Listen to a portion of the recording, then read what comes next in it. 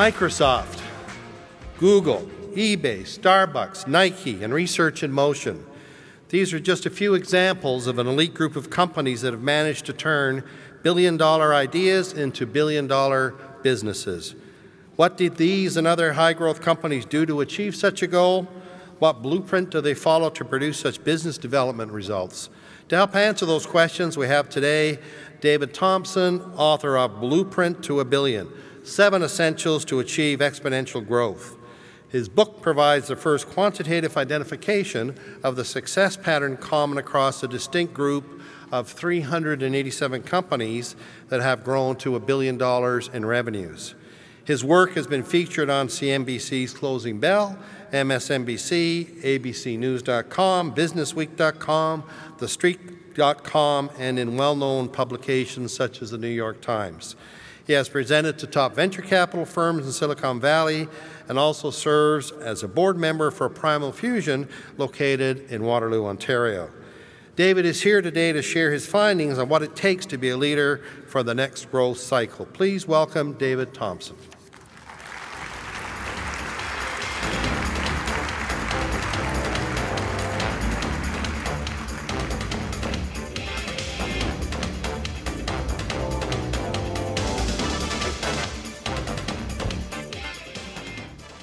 I'm excited to be here today. Born in Toronto, a grad of Waterloo in Western Ontario, I now live in the United States.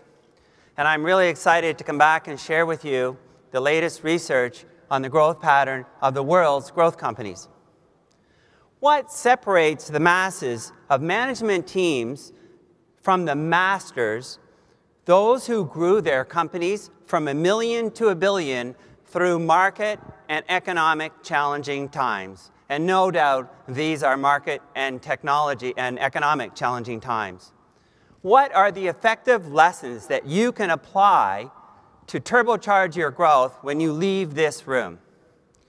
And finally, what will make the difference between your growing a company and really achieving one that's exponential growth?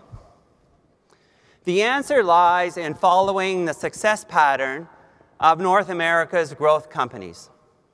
Whether you're from the government, you're an investor, or you're an entrepreneur, my goal today in 45 minutes is to quantitatively prove to you there is a success pattern that will make a difference in your journey, that will create jobs, create great investments, and help you grow your company.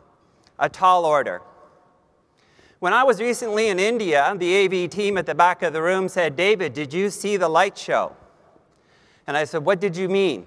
There were 500 people, 600 people at a time out of 4,000 taking pictures of my charts. You are welcome to take pictures of the newest research that has been done for my next 45 minutes today that relates to Canada and the new global growth industries. The journey started by studying all public companies that have gone public in the United States since 1980 because I wanted to find the math, the numbers, really quantify success. It turns out that of the 11,000 new public companies since 1980, only 4% have gone from $1 million to $1 billion in revenue. Now, why revenue? Because I've been in sales and I've realized that revenue truly defines a growth company because sales is the hardest line item for a management team to achieve. Growth is often defined as innovation, entrepreneurship, price-to-book ratio, PE ratio, earnings per share. But I'm here to talk to you about redefining growth as revenue growth. And if you look at 4%, there was something in the water. They create a disproportionate impact. They create 2/3 of the employment created, 64% of the market value, and 72% of all the revenue earned of all new public companies since 1980 today. And oh, by the way, for the government, they pay 72% of the taxes. These are the companies to work for, invest in, grow, and contribute to every community's and country's success.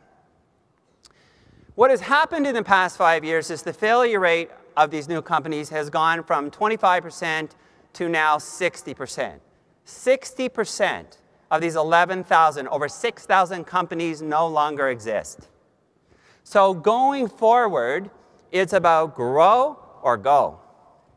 So let's talk about the success pattern of these 4%. Many years ago, I started on this first step. They had compounding revenue growth.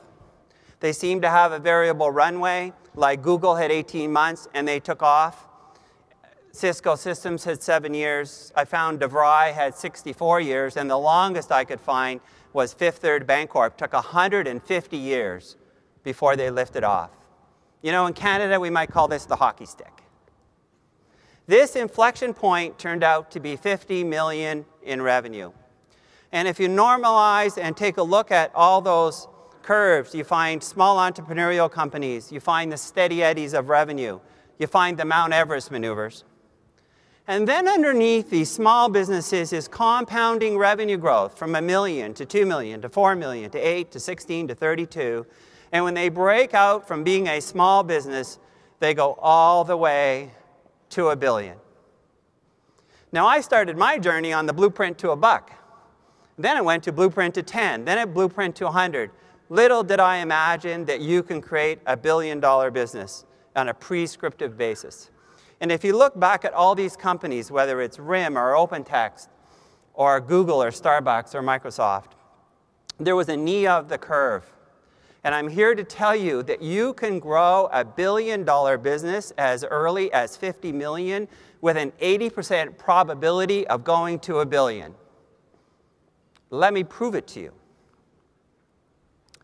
If you normalize all of America's public companies that went to $1 billion at the inflection point of 50 million, you find the path to $1 billion is 4, 6, or 12 years. And every company that's gone public that's grown to $1 billion has followed this success pattern.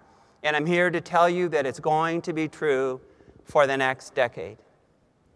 Now, the time from incorporation to 50 million is highly variable, as I mentioned. Innovation through entrepreneurship, the average time is 5 years. And when you get to 50 million, it's all about your revenue growth rate. It's like hitting escape velocity or takeoff velocity at the end of the runway. Now, the analogy may be the odds are not good. You truly are, as entrepreneurs and government leaders, looking for companies to truly achieve orbit, to go into outer space. And as entrepreneurs, there's a lot of energy about trying to lift off.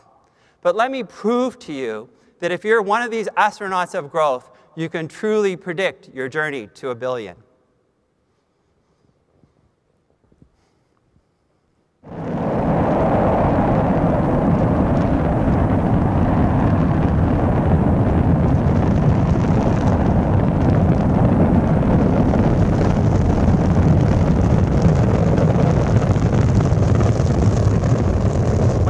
Shuttle takes off, its velocity is low, its energy is high. Its acceleration is increasing, its velocity is increasing, until it hits escape velocity when the first stage separates from the second stage, and its acceleration slows as it gets to orbit and weightlessness. So too, as your company grows, your rate of change of revenue or acceleration peaks at the inflection point.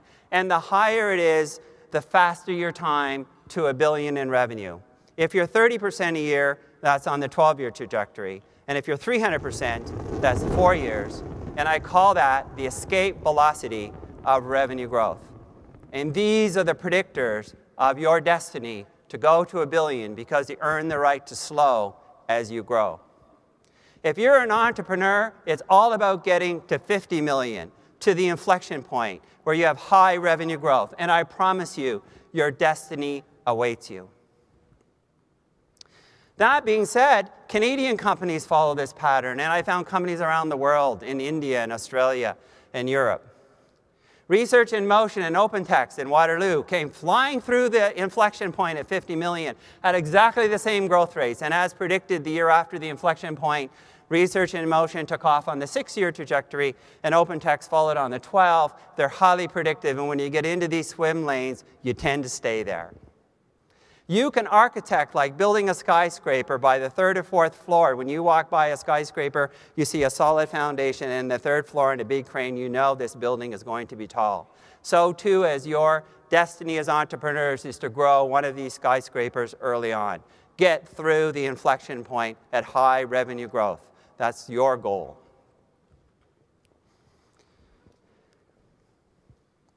Let's talk about the cycles of growth. You've probably heard as an entrepreneur, timing is everything. Well, John Chambers asked a friend of mine when he was on the advisory board for Meg Whitman's election, how many jobs are created by growth companies? And a friend of mine called, and I did some research with Standard & Poor's, and we counted the number of revenue growth companies in America. And for being on television, I just say assume 10% revenue growth per year for 2 years in a row, and we'll count you.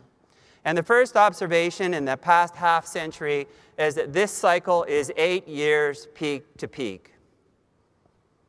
And oh, by the way, what's happened in America is the rising number of revenue growth companies has been through every recession except for the last recession. For the first time, as far back as we can study, the number of revenue growth companies has dropped below that of the previous recession in 2003. And that's why we are really struggling with employment in the United States. The level is back to where Al Gore invented the internet in 1992. An ominous sign. The long-term trend is intersecting with the short-term trend with the decay of Y2K and the internet bubble at 800 public companies expected to have high revenue growth in 2016. And then I'm here to tell you that we're likely to start our next recession. The number of revenue growth companies leads the stock market by 6 to 8 months. What are the implications for all of us? Is we have 5 years of the rising tide to float our growth boat. This is the year to start your company, and the wind is at your back. My advice to you is to build a recession-proof company as you grow. Do not forget the lessons of 2008. The good news is these models are showing that this pattern is intact, and we run these numbers every quarter. We are off the bottom of 223. We're now at 257 public revenue growth companies of all sizes, from 50 million all the way to Apple. And oh, by the way, the revenue growth has gone from 27% annualized to 44%. We are on our way for the next growth cycle, and as a footnote, every presidential election occurs at the peak and valley of these growth cycles. A little footnote. The leading industries in 2003 for revenue growth companies was healthcare, retailing, and real estate and software and services. It was very consumption-driven, and you still hear that on the news in the US. Get consumer spending up. But the big insight not known or shown is that we're now moving into a cycle based on infrastructure industries where healthcare and energy are now the leading industries for revenue growth companies. And oh, by the way, software and services continues to remain the top of the pack. The good news is these industries that have money to spend where revenue growth companies are not dependent on consumer spending.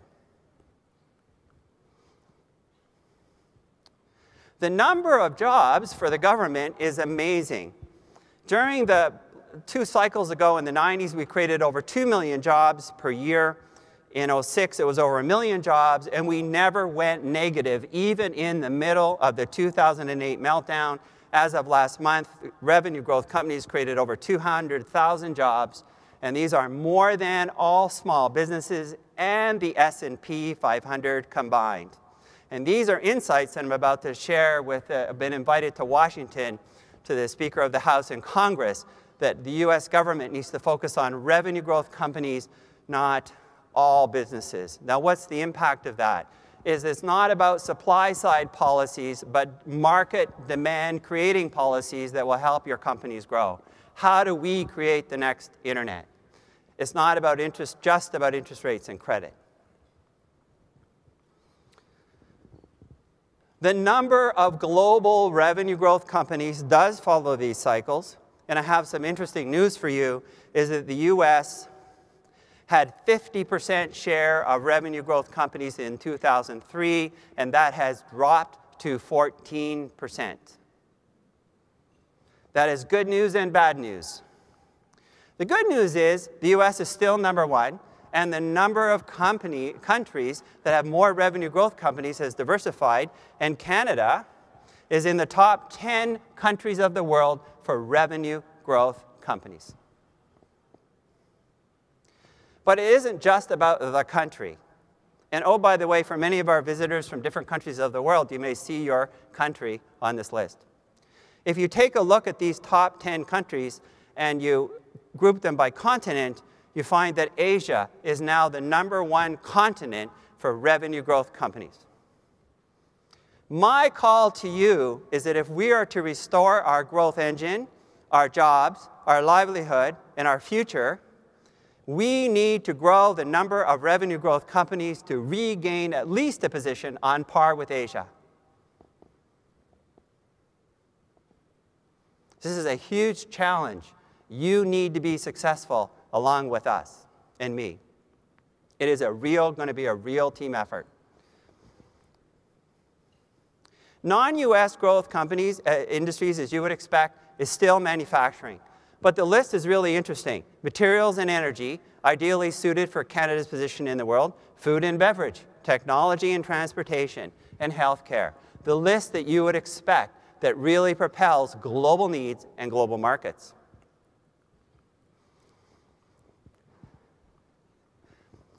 Tailored just for you today, we went back and looked at the past decade of Canada's revenue growth companies. And I have great news for you. First of all, unlike America, the United States, Canada has had a rising number of revenue growth companies through every recession. And by the way, the number at the peak of each growth cycle is going up. And the number is turning. Another fact that Canada is a great country for entrepreneurs to grow for the next 5 years. However, the growth industries that lead this growth are changing in mix. 40% of these companies were in materials and capital goods, and now 60% are in materials and energy, albeit there's a greater number of companies. Our challenge as we come into the next growth cycle is to diversify these industries, is what you would expect. And I was at the water conference, I was excited to hear that many of these companies are selling their services to the high growth companies in these industries, like oil and gas exploration services. There is a synergy or systematic effect when you grow a company, your target customers are typically in the growth industries. And there are great industries to watch. So we put together a watch list, and these are industries where there are revenue growth companies that are on the way, and there are going to be more of them. So look for more growth in these industries. And one question for you is, where's healthcare? For the first time in the cycle, I was reading when I arrived here on Sunday night, Canada's GDP is arriving to 12%. Canada is a healthcare leader. The #1 market in the United States is healthcare. We have a $1 trillion market opportunity. This is our time to step up with innovation in drugs, healthcare services, and medical devices. I implore you to think about this market, because I don't know about you, but I'm heading for a retirement cliff, and I'm counting on one of my daughters, who's a nurse, to help take care of me, and I'm counting on you entrepreneurs to keep us healthy. Being an entrepreneur can be faced with adversity. I'm starting a Trivial Pursuit game. The founder of this company built his first store, and nobody came. Today, this business is $20 billion. Was it Best Buy, Staples, or Starbucks? Well, when I did a webinar recently, it was a third. And the answer? Staples. Tom Stenberg built the first Staples in Boston in the middle of a recession, and he offered 50% off in office supplies. Nobody came. Backed by Bill Bain and the best market research, they thought everyone would flock to save 50%. Who wouldn't? Second day, nobody came. So they launched a marketing program to pay neighbors $10 cash. If you could see, you could save 50%. Nobody came. This was the defining moment that Tom was faced, that despite the best of intentions, smart money, and market research, nobody came. Finally, an entrepreneur arrived, completely angry and pissed off. And he asked that entrepreneur, "Why are you mad?" "Because I've been ripped off by the office supply dealers who only gave us a 20% discount." And with that, Tom realized it wasn't about the price, it was about the emotional anger that spread the word to other customers that they had been violated in trust and being ripped off. And with that, they launched an ad, the grab bag feature, avoid being ripped off, come to Staples and save 50%. The next 3 months, they were at year 4 objective. 3 years later, they're at $120 million. And that anger carried them all the way to $20 billion in revenue in a global corporation. So as an entrepreneur, the lessons from Tom are pay attention to your customers. And it's not about advertising. And in the deepest, darkest moments, you need to call that growth calling to solve problems and inspire others when it's really tough. This business could have been a failure. You may be in this situation. These are the lessons I've learned from interviewing hundreds of CEOs and making over $1 million investment to understand the secrets that you don't find written down. These are the simplest truths. Now, I've had the opportunity to be sponsored to interview a number of CEOs, as I mentioned to you, and I would like to bring to you a video. During my journey after Blueprint to $1 billion came out, I was called by USA Today and was asked, how many businesses grew to $1 billion with women? 2 women founders had to take it all the way to $1 billion, and I thought that was a really great question because I have 3 daughters and a son. And was I surprised to see there was only 1?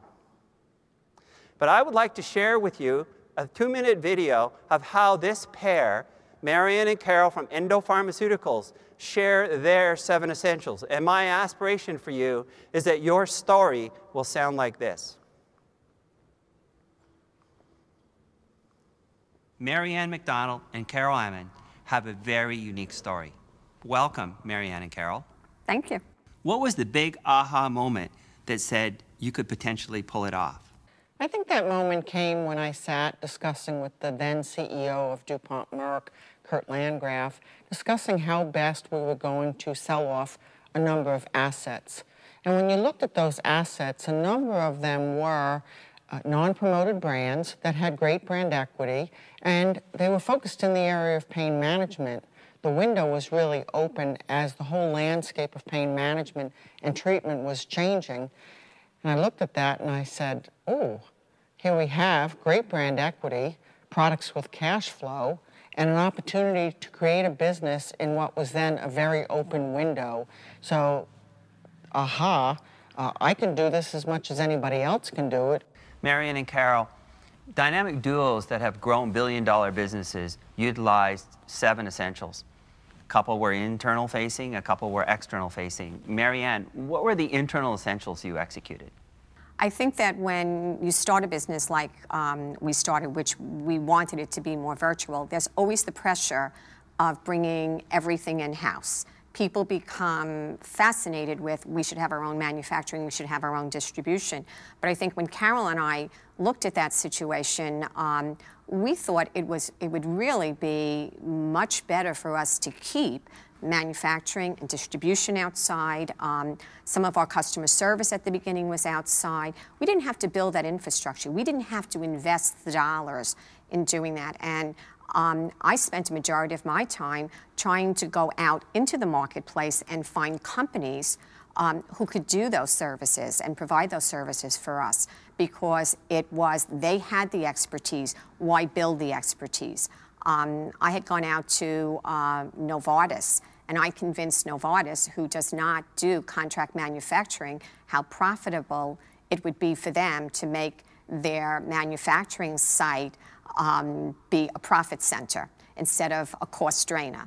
And we had people fly in from Basel, Switzerland, and I remember talking to the CFO, and all he wanted to do was look at my financials. And I said to him, you're not going to get the financials until I'm done with my presentation. And you could see he didn't want to listen. I said, let me explain to you the whole philosophy around our company. And by the time I was done, he actually understood what we were trying to do, And today, I mean, we have filled an entire plant in Nebraska that does nothing but endo products. And those people would have been let go because they didn't have enough throughput in that plant. And so to this day, they still make our products. It was a workforce that was extremely motivated. They wanted to keep their jobs. They knew what they were doing, and where better could you get services like that? So what it did for us at Endo, it allowed us to take that cash that we would have put into infrastructure and move it towards doing the things that Carol wanted to do. Having the factories that were going to be able to produce the product was certainly essential, and from there, what we really needed to do is drive as much revenue as we could. And there were several essential ingredients in that, and one was really leveraging the customer base. And for us, that's really getting physicians to be acquainted with our products, but more importantly, it's getting physicians who are thought leaders that would not only talk about our products, but would really start to move the whole market towards a change in pain management. So we then could take the profitability, we could have cash, and then be able to invest in new products that would go into that changing landscape of pain management. So I think being profitable early, being able to be cash flow positive early, really gave us a lot of advantages in terms of leveraging the pipeline to build the pain management market. Secondly, it was very important that we had a board that understood the types of investments we were trying to make in the business for the long term. And they were a board that ended up being very long-term focused, allowing us to make the types of investments in the pipeline that would ultimately lead us to be able to drive revenue to what it is today. So that board composition was very important. And lastly, what was so important for us and really ended up being a huge benefit was that we were cash flow positive very early. Having the opportunity to buy an asset like Percocet that had great brand equity and cash flow, and then be able to recreate it in terms of life cycle management, allowed us to be cash flow positive and use that for our investments. Marion and Carol, thank you for sharing your story with us today. It does take a dynamic duo, a pair, to turn $1 million business into a $1 billion business. Now, you could hear the 7 essential management practices, and they had a systematic approach to growth, like a car engine. They put a spark in every cylinder and orchestrated the timing and then hit the gas. So too, as you build your business system, you need to put a spark in every one of these essential cylinders. I'm going to hit the highlights, and hopefully we can find 1 or 2 cylinders that you may need to respark to hit the timing and hit the gas to supercharge your business. These are the 7 essentials, or 7 habits of high-growth companies. I'm going to hit the highlights very quickly in the interest of time. Essential number 1. Before I do, we've created an online scorecard, and I realize this may be hard to read at the back, but it's online, and you can visit my site, or we'll get it out to you, and you can score yourselves. And if you get a green, you're above average. If you get a red, you're below average. And if you scored yellow, you're average. And the goal is to get 5 or more of these 7 essentials green. This particular scorecard summary is from a group of companies in Canada. And you can see that typically the group has underperformed in alliances and board of directors. And I'm going to come back to those because these are typically areas for improvement. When a company starts, there's a key decision to be made. Are you creating a new market, redefining a market, or optimizing a market? So you can create the internet, as Cisco did, or you could redefine experiences like Starbucks did for coffee and Nike did for running shoes, or you can optimize a market using supply chain innovation, much like Canadian Tire and many other category killers or airlines. But it's really important because your focus has got to be focused on one of these 3 market strategies. That being said, companies that grew delivered higher order benefits. If I were an engineer talking about Starbucks, I'd be pushing the water and the coffee beans because 98% of that coffee is water, but that's not the benefit. It's the friendly barista who customizes the coffee for you and says your name so you feel special. So why do you go to Starbucks? To indulge and escape. And they're everywhere so that you're in control of your time. And Howard Schultz always loves to say they're the 3rd place to home and work. Companies that grew didn't deliver higher order benefits in just product and services, but also in experience. So too, as Apple delivers its iPad and BlackBerry delivers its Playbook, it's not about the technology, it's about the experience as an extension of the devices you carry. People don't come up to me when I use a Mac and go, so how do you like your Dell? It's all about the experiential benefits. So as you are growing your business, think about the higher order benefits. Salem Basul turned a company around in the last recession that made institutional products for kitchens and focused on ovens, and went out and interviewed his competitors' customers. No intention to buy. And everybody else is incented to call on customers. He actually went and interviewed people with no intention to buy and learned some interesting trends about the market. Number one, half the women are chefs, and his engineers were building bigger ovens and taller ovens, and they wanted shorter ovens and self-cleaning ovens so they could go home at night. He also discovered the trend in casual dining. Today, if you buy Dunkin' Donuts, the ovens cook the donuts. Subway shops, they make the bread. Panera Bread, Costco, Wolfgang Puck's, Papa John Pizza, even the grilled chicken from Kentucky Fried Chicken. And these insights came from not interviewing customers, but customers who had no intention to buy from him.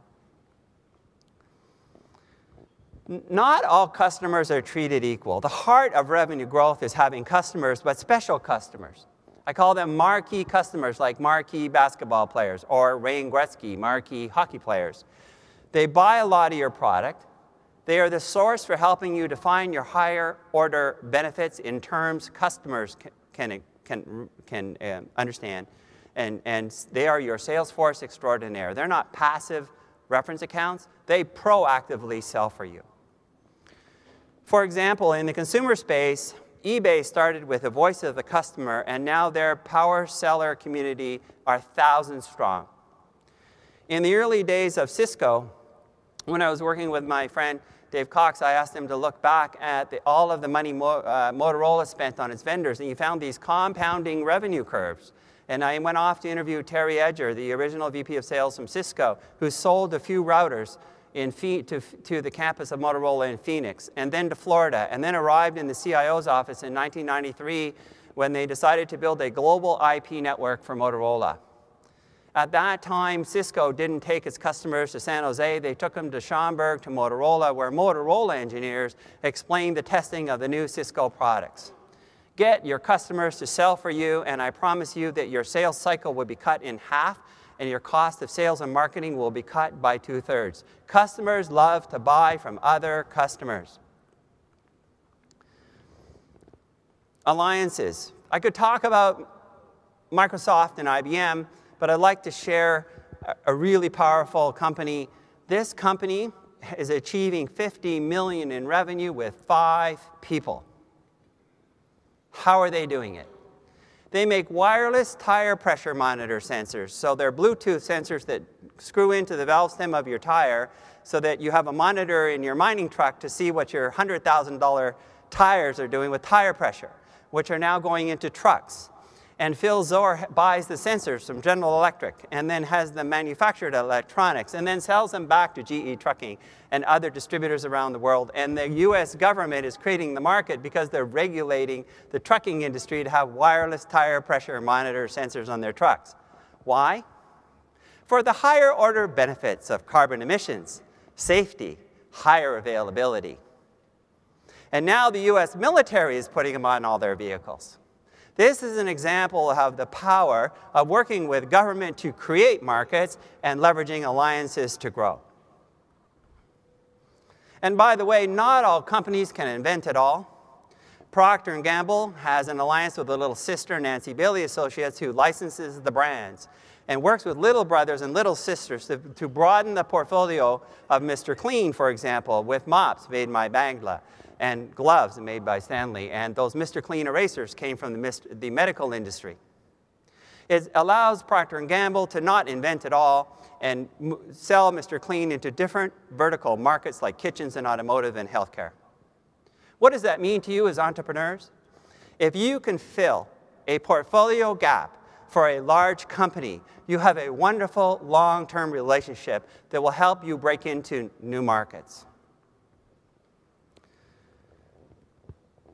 Now, these growth companies truly deliver superior shareholder value because they're best run growth companies based on fundamentals.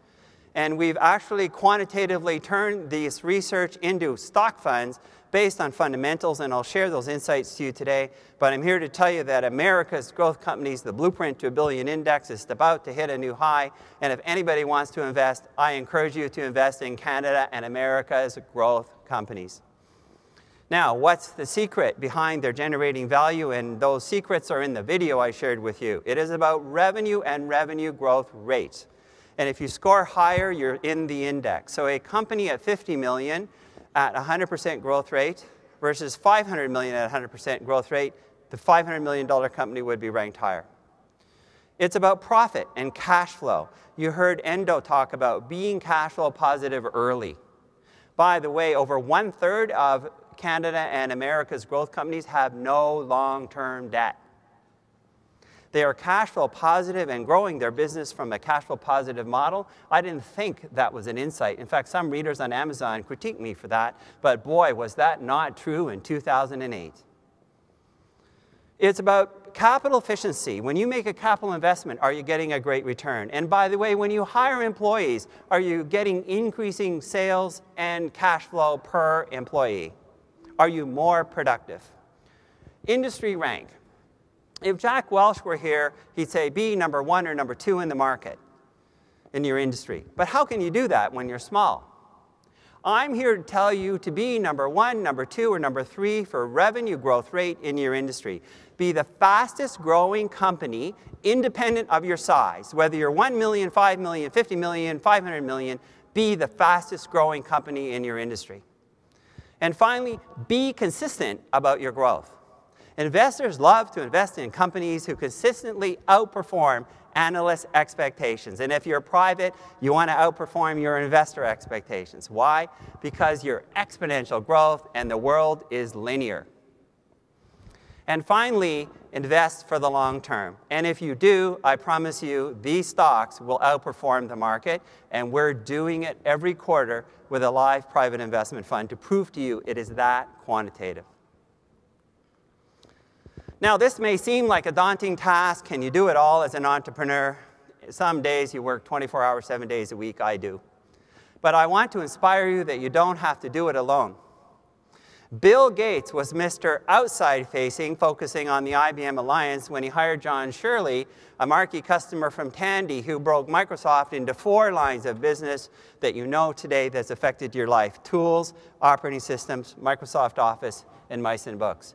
And they were what they call the yin and the yang, but I'm here to tell you that the yin better be focused outside and the yang better be focused inside. They're like an old married couple, like Joe Scarlett said from Tractor Supply, the #1 retailer that competes with Walmart in rural America. Jim Wright was his inside. Joe would travel 150 days a year as outside. And oh, by the way, down the street are my pairs, Garmin and Cerner and IT Healthcare. And just as a little observation, the inside executive always stands to the right of the outside executive. So I was writing the next book, Masters of 7 Essentials, and HCL Technologies from India had a blueprint. The global VP marketing, Anubhav, came up to me and wanted me to interview them. And I interviewed Vineet, and he sent me this picture, and immediately he said, as a big joke from New Delhi, when you finish with Anant, tell me who's inside, who's outside. He immediately wrote back, said Anant is Vineet's on the right and Anant's on the left. And they go, how'd you know that? I said, because Mr. Inside's standing to the right of Mr. Outside. True in India. And oh, by the way, it's true in Waterloo. One of the secrets to success for you as entrepreneurs is to find your other half. That's true in business, it's true in nonprofits, it's true in government, because not everybody is good at everything. Now, I'd like to quickly share this 2-minute video, if I have time, on inside-outside leadership from Marianne and Carol, because they can articulate what us men cannot.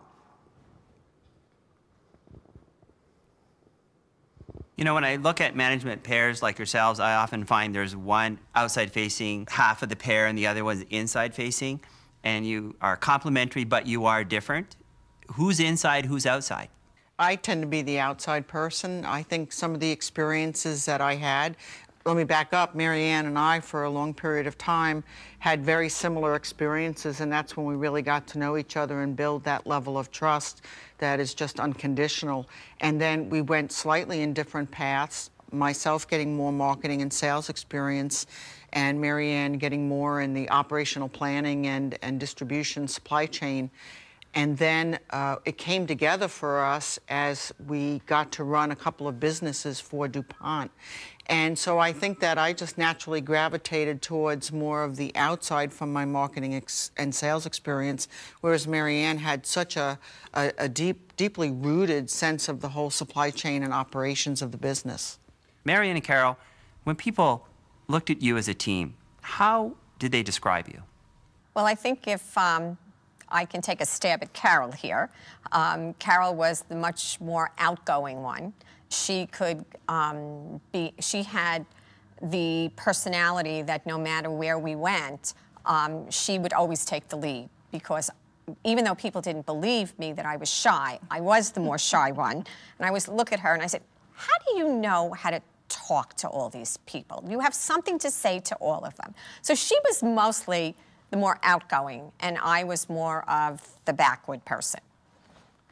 Mary Ann sees herself that way, but in reality, I need to share with you, Mary Ann is seen by everybody as a person that can light up a room, can go in and will really get to the heart of the matter very quickly, understands, can read people very, very well, and will do all of the right things to make that setting right for everybody in the room. She just doesn't realize that. Can you give me an example? Well, sure. I think if you talk to a number of the different employees, Mary Ann will come across as being extremely tough on people. They know that she will expect them to do their job and to do it in a certain way and be held accountable for that.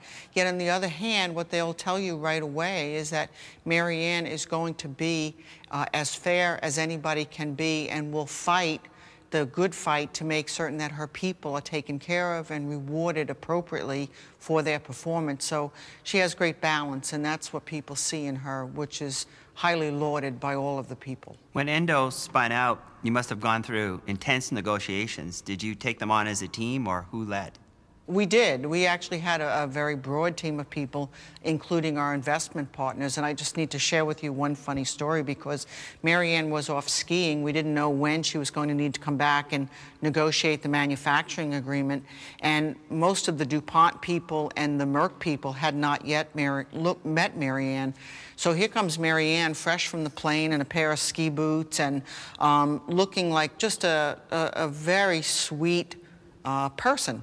And which she is, of course, but she sits down to negotiate this manufacturing agreement. There's about 20 people on the other side of the table, and there's Mary Ann over here. So I can imagine they probably thought, oh, this is a pretty good setup for negotiations.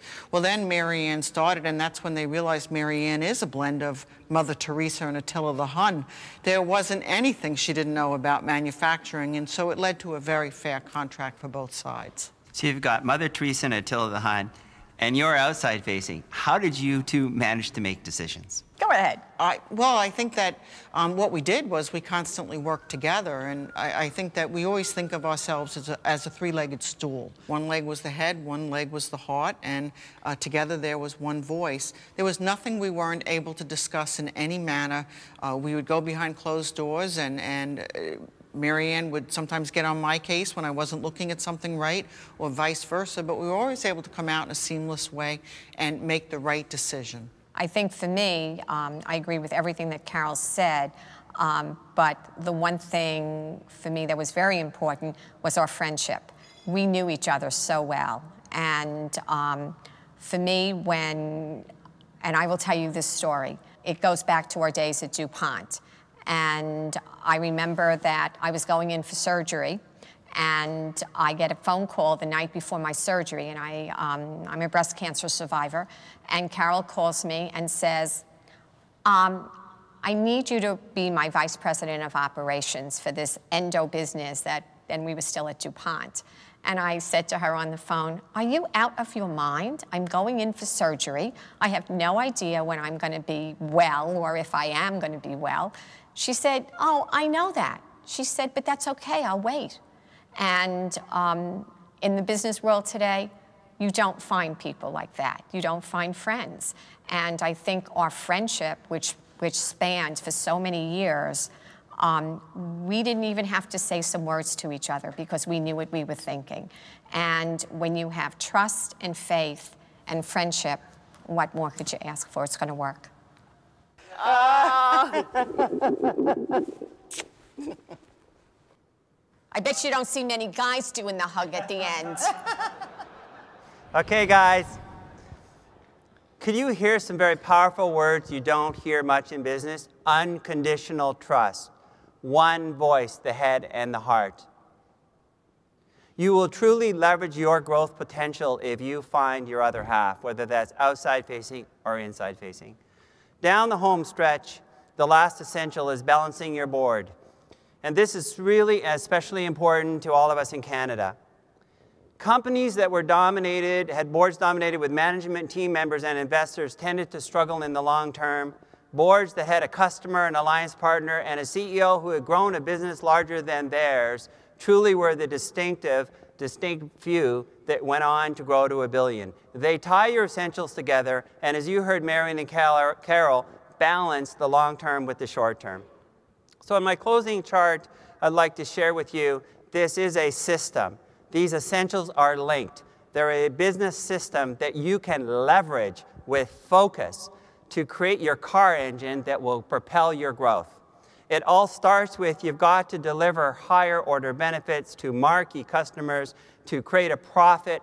Your customers will introduce you to your alliance partners, and together you will reshape the market. Your outside executive is focused on your external essentials. Your inside executive is starting your internal essentials, and you build your billion-dollar board early.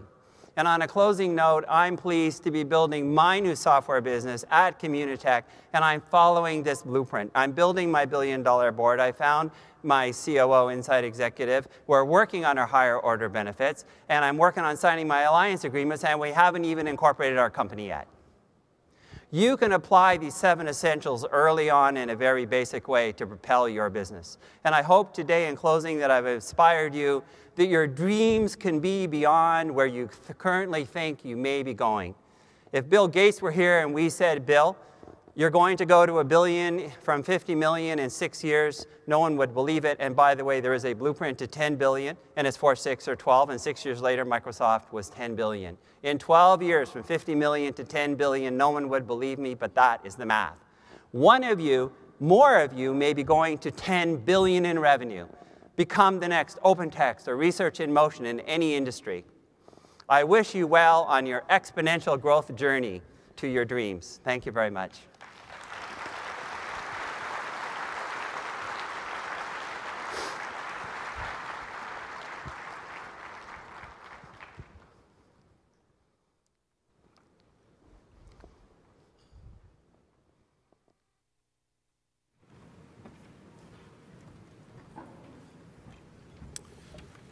Good afternoon.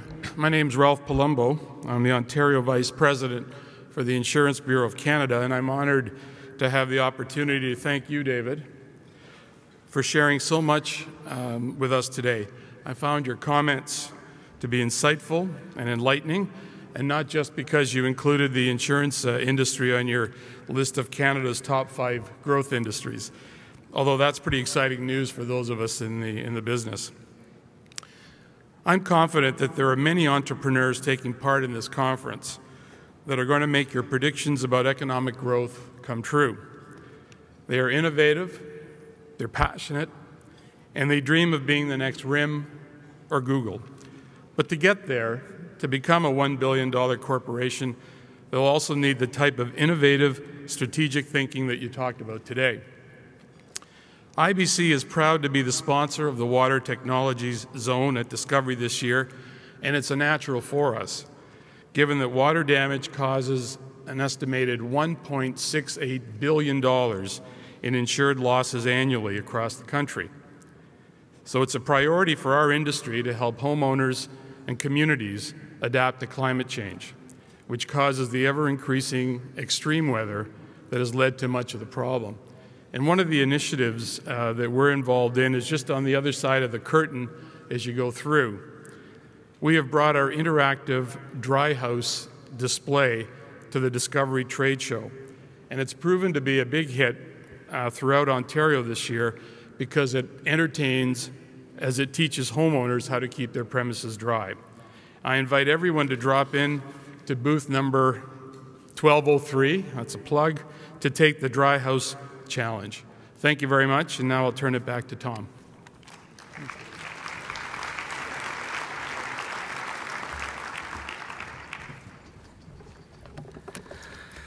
Well, my thanks to Ralph and David for joining us. We also thank Ralph Palumbo and the Insurance Bureau of Canada for sponsoring Discovery's Water Technologies Zone. Immediately following today's luncheon, David Thomson will be available to sign copies of his books, which are available for purchase at the Discovery Bookstore, sponsored by AMD. David will also be able to answer any questions that you may have at that time. Thank you again for joining us for Discovery's opening luncheon. If I can now direct your attention to the screen behind me.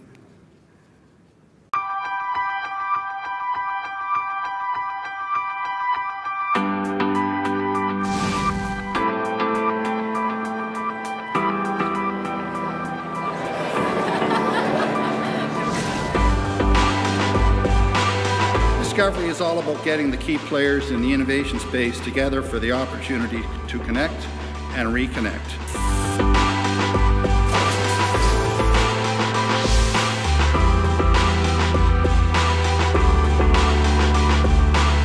Innovation relies on momentum, and that's why we're going even further to support Ontario's innovators.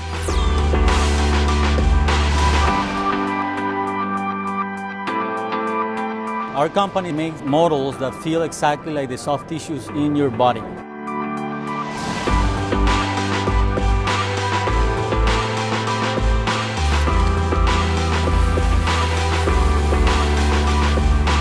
Our goal is to take the center stack or the console of your car and replace it with something that's entirely digital.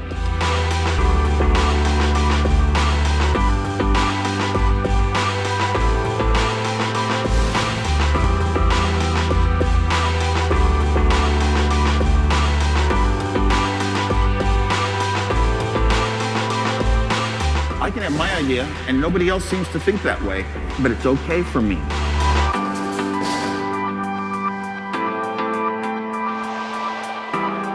We believe we have a solution which is accessible to the average surgeon.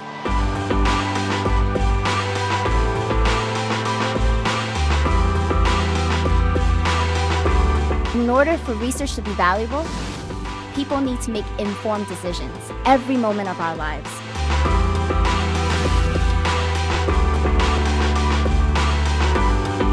What makes this so innovative is really how few materials it uses, allowing it to be very low cost.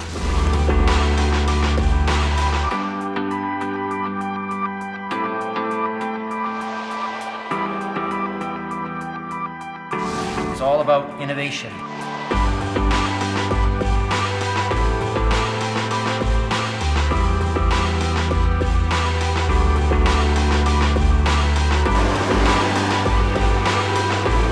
This conference is unique. Just come to Discovery and you'll see how bright the future is going to be.